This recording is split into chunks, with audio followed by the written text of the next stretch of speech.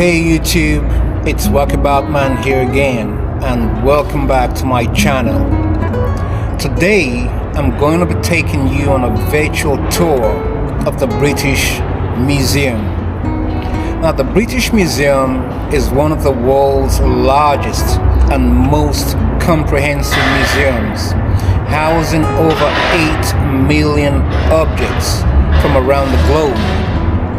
It is home to some of the most famous artifacts in human history, including the Rosetta Stone, the Parthenon sculptures, the Mummy Room, and the Benin artifacts from Nigeria.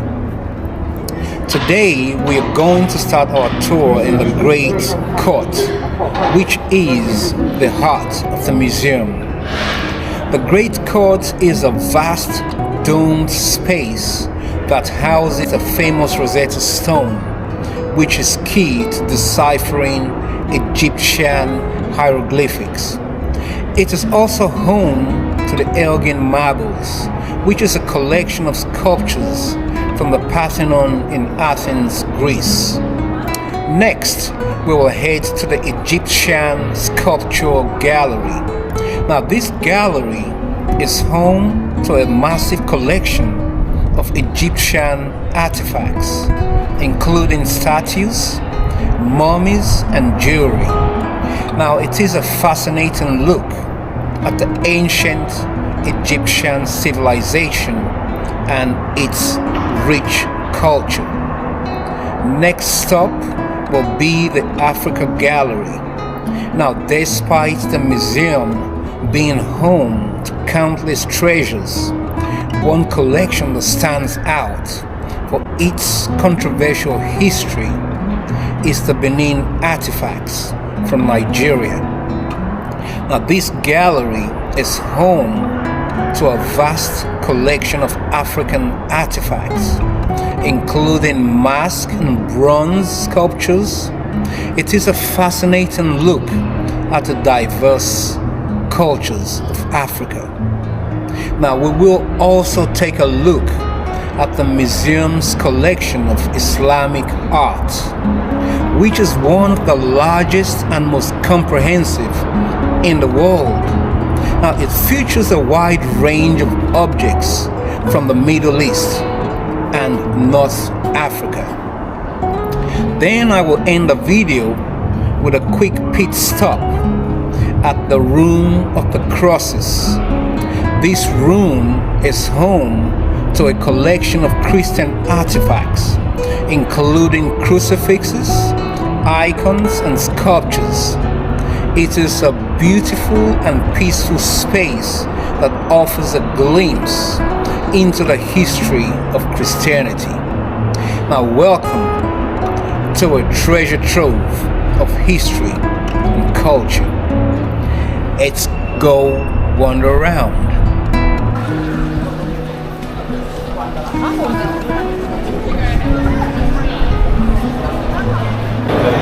This is the Great Court of the British Museum, a stunning architectural marvel that redefines the museum's experience.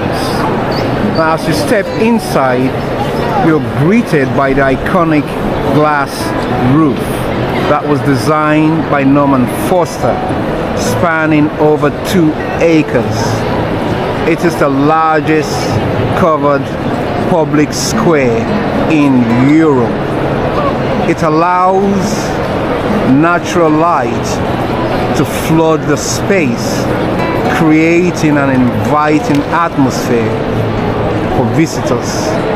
So the Great Court serves as a central hub for the museum, and it connects about 90 different galleries. So right now we're standing right in front of the Egyptian Sculpture Gallery, which is one of the galleries around the central hub. So let's go. We gotta help us. Guys, now we're walking into the Egyptian Sculpture Room, which is home to the Rosetta Stone. Let's see if we can get a close-up. So French soldiers discovered the stone in the town of Rosetta, now known as Rashid, in 1799 during Napoleon Bonaparte's campaign in Egypt.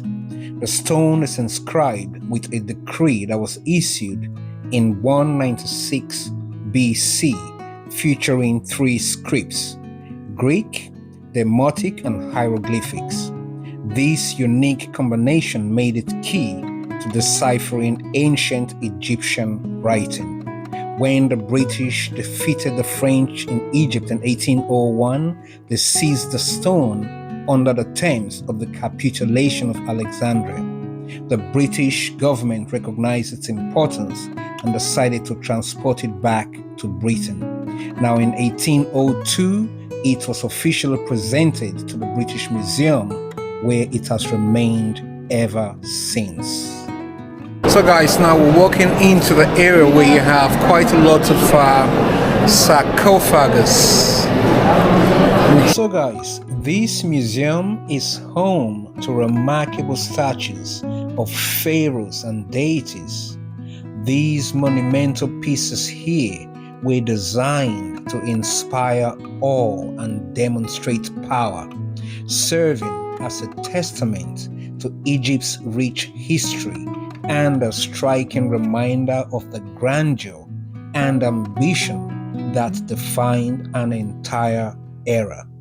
Now, this museum houses over 100,000 Egyptian objects, from mummies to intricate jewelry. Each piece tells a story of ancient civilization. Let me just rewind. 100,000 Egyptian objects. Now that is mind-boggling. It's like the British Museum is the ultimate finders keepers. It's like an epic game of cultural monopoly.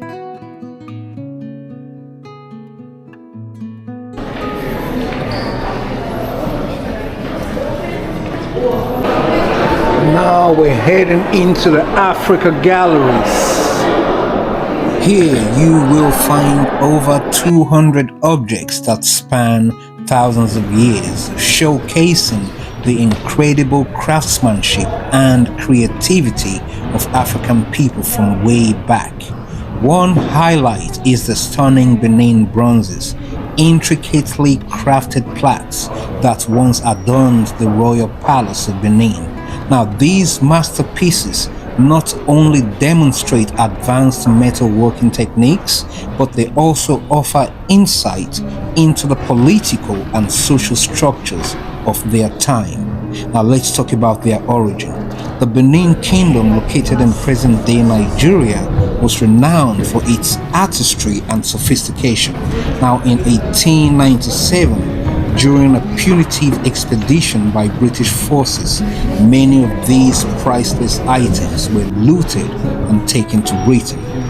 This act has sparked ongoing debates about ownership and repatriation. You know, these treasures are not just relics. They tell a powerful story of culture, history, and colonialism. Now, visiting the Africa Gallery of the British Museum, I always knew it was going to be an experience that would resonate deeply with me. Now, as a Nigerian, stepping into this space feels like walking through a tapestry of my heritage, a narrative woven with the threads of our ancestors. It's incredible to see how these objects have traveled across continents, yet their spirits remain deeply rooted in Africa. At the moment you step into the space, you're greeted by artifacts that tell stories of resilience, artistry, and culture.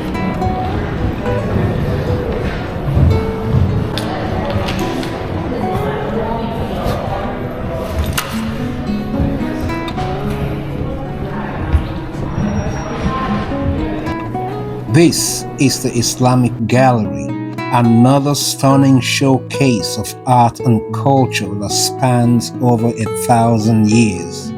This gallery is home to an incredible collection of artifacts from across the Islamic world. Here you will find exquisite ceramics, intricate textiles, and breathtaking calligraphy that tell the story of innovation and artistry. Now we step into this room full of Christian artifacts, another captivating space that showcases a remarkable collection of early Christian artifacts. Now guys, we're walking into the Parthenon Galleries, which is home to the Elgin marbles. Now, the Elgin marbles, also known as the Parthenon sculptures, are a collection of classical Greek marble sculptures that once adorned the Parthenon in Athens. These masterpieces were removed by Lord Elgin in the early 19th century and brought to Britain. The Elgin marbles date back to the 5th century BC. They tell stories from mythology and history, capturing the essence of Athenian culture during its golden age. Now, Greece has been advocating for the return of the marbles for decades, arguing that they are an integral part of their national heritage. The British Museum, however, maintains that they were legally acquired and should remain in London for public education.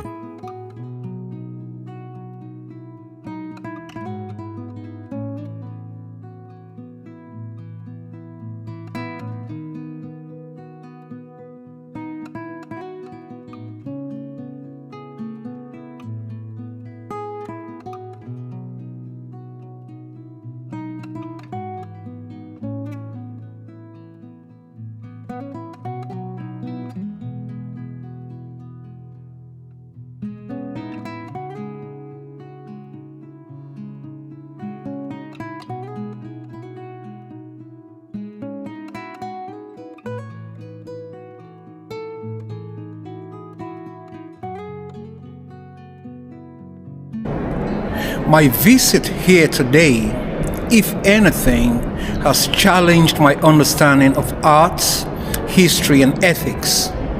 You see, many argue that these items are part of their cultural heritage, and rightfully so. Others believe they belong in institutions that can preserve them better. Who gets to tell the story of history? The narratives we encounter in museums often reflect the perspective of those in power. Are we missing out on diverse voices and experiences? How can museums be more inclusive in their storytelling?